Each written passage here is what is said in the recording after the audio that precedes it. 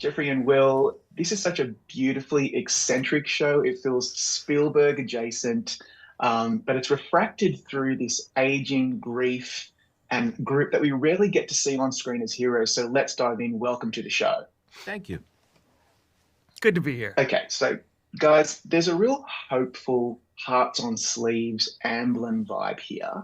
When you were building the show, what did you lean into to keep it feeling like I guess a modern adventure rather than like just nostalgia or parody or something too dark?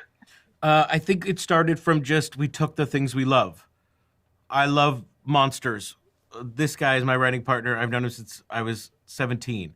He's been 70 since I met him. And so he loves, when I met him, Barbra Streisand, movies from the 40s and 50s, film noir, all these things that we call classic. Yeah. So we just took those things and you start putting them together. And it really just keeps coming from a place of love. Here's something I love. Here's something I love. And then at a certain point, it tells you what it is, right? At a certain point, the story takes over and that starts to dictate what it is. But you're right. We wanted it to be an adventure. We wanted it to be hopeful. It would be easy to say that a show about a group of people in a retirement community is going to be gloomy or about death or everybody's going to, and we wanted it to be hopeful. That was really important to us. We're pretty earnest people, and so I think the show is pretty earnest. It's not skeptical or cynical or ironic. It's a show about people who are really doing the best they can.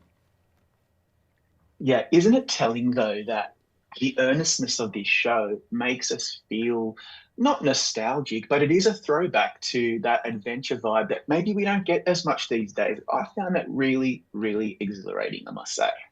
Yeah. But the theme that kept it really is like it really makes a difference, I think, in terms of the tonally. The show starts off on a very obviously there's a mystery, but there's a lot of stuff going on underneath. There's a bit of a bite there because you guys are asking the question, is aging trauma? And so I'm wondering, where did that thematic engine come from for you? And how do you avoid treating aging like just as a punchline while still keeping the show fun and propulsive? We didn't want aging to be the scary thing. That was one big decision we made. So a lot of movies that have played with horror and have older characters, often it's a young person looking at an older person and being terrified. So we didn't ever want to do that. We didn't ever want them to be the butt of the joke, right? So that was really important to us. We didn't want them all to be bad at technology. Maybe one is because that character is, but I know young people who can't use their phones. So it really could be anything. Don't let them be the butt of the joke. Make sure they're heroes. The idea of aging a trauma is something that I personally feel, which is this idea of not recognizing yourself in the mirror and trying to, as I get older, hold these two ideas of, I think I still look the same age. And funny enough, I still think he looks the same age. Well, I do look the same He does look the same age, but we know that's not true, right? We know that's not true. And so sometimes you look in the mirror and you don't recognize yourself. And that is a dissociative idea. And to be dissociated from yourself, to have trauma, is what Sam's doing, right? The death of his wife took him out of time. He is existing in two times, one in each world. And so it was really a nod to that. But we really talked a lot. It's funny you say that line about the aging as trauma, because we didn't want to create this idea aging is bad. It was this idea of our sense of self and identity. Yeah, it's so true. You catch that glimpse of yourself in the mirror and you have to do a double take like, oh, hang on. Yeah, I am getting old. But it is crazy to think you have moments you don't recognize yourself. How strange. Exactly. I don't look how I think I look. How strange. Yeah. Oh, yeah, I That's definitely have my father's hands now. That's the thing. And for a minute, I was like, oh, no, my hands, I have my father's hands. And then I thought, I like my father's hands. They're my father's hands. Yeah. And so... That's why Jack says we all become our fathers. We do. You know what, guys? That is so true. It's often when I have that moment, it's because I'm seeing my dad, and that is very jarring. Yeah. Love my dad, but it's still jarring nonetheless. It's still jarring when I pick up the phone and I sound like him. Yeah. Oh, that's terrifying. But anyway, we digress. So you've got this incredible cast. Alfred Molina is leading it, playing Sam. I think he is so perfect as our way into this whole show. But I was wondering, what are the key choices that you're making with him, of course, to stop him from just being the confused old man that nobody believes? That's a trope we've seen before. This is not that at all. I found him to be really compelling, a really great leading man. Talk us through that. I think the big thing to avoid was the grumpy old man trope for us too. We were afraid of that because we are playing with that trope. And he had to be grumpy And because he's grumpy. he had to come into a place that he wanted to leave immediately, which is a little tricky because you're trying to do a TV show where people want to come back and your lead character is like, this place is terrible. Right. And so you needed someone that you believed that underneath the grump, they was lovable. You wanted him to want to stay in the Boroughs. Jack helps with that. But casting helps with that. And Melina is just very good at being both grumpy and lovable at the same time. A lot of times in that grumpy old man trope, you watch somebody learn, don't be mean. That's not really the lesson that Sam learns over the course of this. What he learns is to connect, and he goes from a guy who is going to, this is for the spoiler alert section, go from killing a monster to saving a monster. That's his arc. It's not be nicer to people. It's connect and save the Boroughs, save the monster, save that thing. So that was important to us. And Fred, you just feel the pain. You just like the guy. You do. And what about the rest of the cast? When you're writing for actors like Alfred and Gina Davis, Alfred Woodard, Dennis O'Hare, Clark Peters, Bill Pullman, just to name a few, what do you lean into differently compared to maybe writing for a younger ensemble in terms of rhythm and subtext and how quickly you can get into depth? I'm not sure it would be different with the younger ensemble. If anything, you trust them more because they've been doing it so long and they're so good at it that you really can throw as many fastballs as you can think of. The idea is to write material that takes real acting because you know they can do real acting. And that way each side is sort of challenging the other to their better selves. And I think you would do that with younger writers too, but maybe not with younger actors, just maybe not with as much confidence. You know these guys are going to deliver, so write something that only someone of their talent could perform. I think what happens more is that the characters change as you learn the actors' voices and as they bring their perspective to it. And there are realities about us and our age versus the age of the cast. Not only are they so good at what they do that if they have insights into the characters, you should listen. But also, that was a big part of the show, was listening to them, having older perspectives when we were writing, when we were making the show, so that we were listening to them as well. If something didn't feel true, listen, adjust, try to understand, change, right? Yeah, the first draft of the big Art Judy fight in 6 was a pretty good scene about a married couple having a knockdown drag out. And, got around the table read, and it was just like, guys, they sound like a couple of 40-year-olds who are married and having a fight. It's different when you're 70. And we're like, okay, all right. And then we talked about what's it like to be married for 44 years. Alfred Woodard has been married for 42 years, I think. And so we talked about what's it like? What's it different? There are different triggers. There are different things you get upset about. You get upset in a different way. And all of that was very useful. Yeah. I was trying to pinpoint which performance I loved the most. They're all amazing. Gina Davis is so funny in this. But I think Alfred Woodard being a badass is very exciting. I'm just wondering, when you're on set with that caliber of actor and you see them just really going for it, did that make you feel? Just in terms of seeing it for the first time, what was your reaction? They're two great Alfred Woodard, there are many great Alfred Woodard moments, but two in particular, she's got that very sad scene with Fred in 3, where it's about, she admits to the affair, she talks about why the affair, it's about her history with art, and it's just so beautiful, just pure acting. It's just two people sitting in chairs acting, and it's so great and it's so pure. And then in episode 4, she's got the gun and she's shooting and she says, guys, listen, don't worry. Some actors, when they have a gun, they say bang. And I want you to know I won't do that. The first thing she does is get up there and go bang, bang, bang. It was hilarious. And that's her. Yeah, it was great. That's Judy. Yeah. Yeah, she was like, the character wants to just shoot stuff. And I felt really in the moment there. I really felt for her. Yeah. I tell you what, I think a lot of the tone, honestly, does come from the incredible work by John Paisano. Yes. Yes. The music is so unreal. Key to holding this all together. I'm glad you noticed it. It's so key. Yeah. It's so key. So talk me through how this show does lean into a full, big orchestral adventure mode, as it should. When you brought in John, what conversations were you guys having about what what the score should carry? Should it carry hope, momentum, even when the imagery starts getting creepy?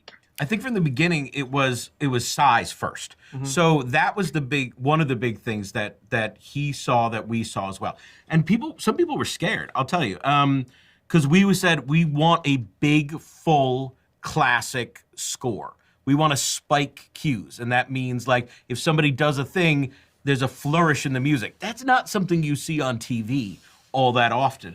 We really thought it could work. Primarily, we talk about this movie being an inspiration because of Signs, M. Night Shyamalan's film. If you watch that, it's basically 5 people in a house, but it's scored big. It scored big and it scored aggressive. And we were like, we think this could work on TV. And John came in and he got it. And so he wrote something. He read the script and he wrote something and just said, I made this as just an example. And it was phenomenal, and that was it. And he got it from the beginning. So it really became about adjusting the levels. Right. As we were going, of like, how far can we push the flourishes? When is it too big? When should it be score? And when should it be needle drops, right? Because we have Nora doing like the song part of it, right? So we have these amazing songs that we get to pull from. And sometimes we would audition a scene with John Pisano's score or some of the greatest songwriters of all time. And sometimes Pisano won, because it needed to be score. And so, but having that and having those big allowed us to switch tones fast. And that was a big key to the show, because we were afraid that we had a lot of different tones and we didn't want it to feel jagged. We wanted it to all feel like one thing, and Pisano pulls it all together. Well, and I talk about how we're earnest and the show is earnest. John Pisano is earnest. I mean, one of the greatest things when we met with him, he said, I like being a film composer. I'm not mad that I'm writing scores and wish I was writing, pop songs or something else, like some people are apparently. He's like, I like this. I like John Williams. I used to work for him. I like this stuff. And I think that really comes through. And it's funny, the bigger the music, it turns out, the more room it actually makes, not takes up, the more room it makes for all the different tones. That's fascinating, that it can really elevate the storytelling, which is what I think the best film and TV scores do. And this one in particular, I was so blown away by it. So you guys have talked in the past, obviously, about the impact that the Duffer Brothers have made on the show as your collaborators. I'm just curious, they bring a lot of heart and humor. They did that with Stranger Things. But I wonder, what do they bring to the table as collaborators on a show like this?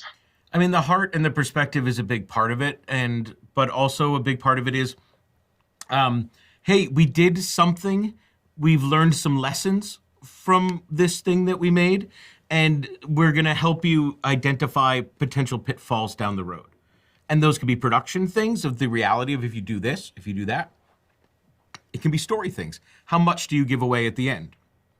How much do we tip our hand going into the next season? We talked a lot about that with them. How much do we wrap up the story? How much do we tease of what's going to come? And so that was the big thing. It's like you're talking about making something with people who make stuff. They make that show. They stayed on that show you know what I'm saying? Like they made that show with all those people there. And so they've done this, and it was just a great collaboration. You can tell when notes are coming from a place of for when we make it, rather than the theoretical for when we give you more notes later. So it's not, it's what if an idea. It's like, listen, this is great. Do this or don't do that. Here's what it means on set. Here's what it's going to mean in post. And so it was very rare that they would say, I just don't like that. Don't do it that way. It was far more often that they were like, okay, see where you're going. Here's what that's going to mean down the road. But it also meant that they got the big score. They got that from the beginning. When we said that, they were like, I get they got it. And so it was really helpful to have them in our corner when we said we want a big score. Yeah, because people thought that was nuts. Yeah. I love, and I really loved some of the callbacks. The Spielberg vibe is done, I think, with such love and admiration for that genre. There's E.T. There's a whole bunch of stuff in there that we could raise. We don't have a lot of time, so I just want to get into a few spoilery questions before I let you go. Sure. By halfway through the season, it really starts to click in the mythology. You start to understand what's going on. What was the design brief, not only for the creatures, but for Mother? Because I found that to be really interesting, the way that obviously they're different. There's a reason why Mother looks the way she does. Yeah. But talk me through that design brief and how difficult it was to get that right. We knew that this was Sam's arc was a guy who goes from killing a monster to saving a monster.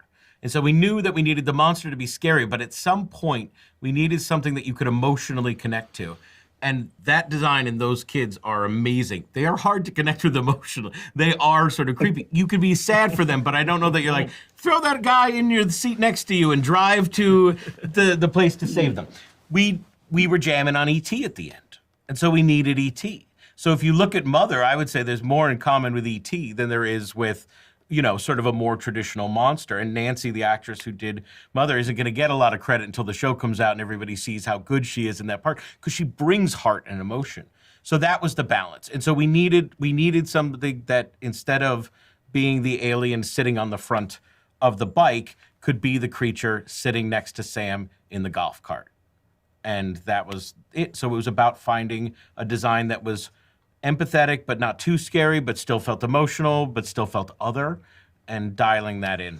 I feel like the Mother design came together pretty quickly, because by that point in the show, everyone involved got it. Everyone got what Mother was and how we wanted everyone to feel about her. The challenges weren't really in design for Mother, it was execution.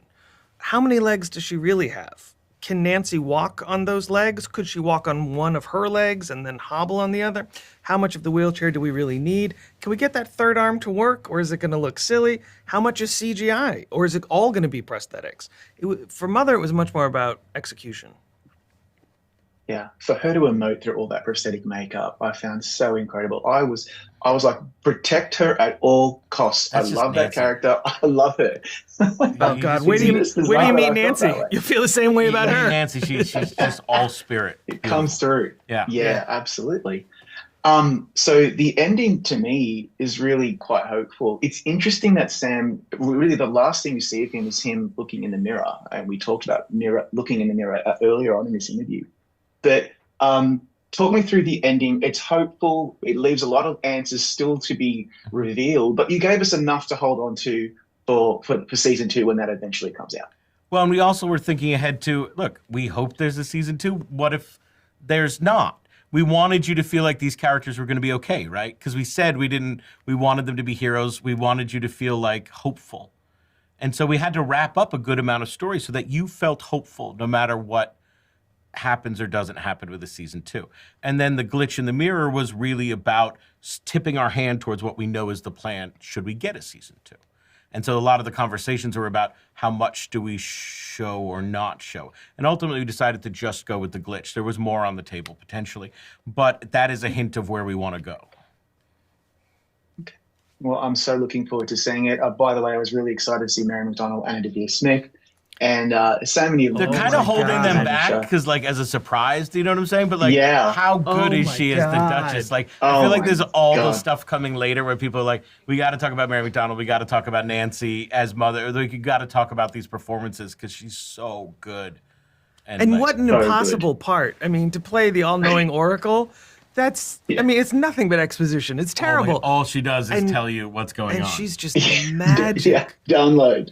I mean, that's impossible for an actor. She comes in, I think she started shooting like 11 p.m. Yeah. You know what I'm saying? And it's just like, here's all the rules of the and she's so good at it. She makes it work. What's my blocking? Sit there. Okay. Here's a bunch of nonsense to say. Yep. But she can do it, man. She can do it. She can do it. She's a pro. Guys, this was a real pleasure. I loved the show. Congratulations on so much heart under the mystery. I can't wait for audiences to find this show.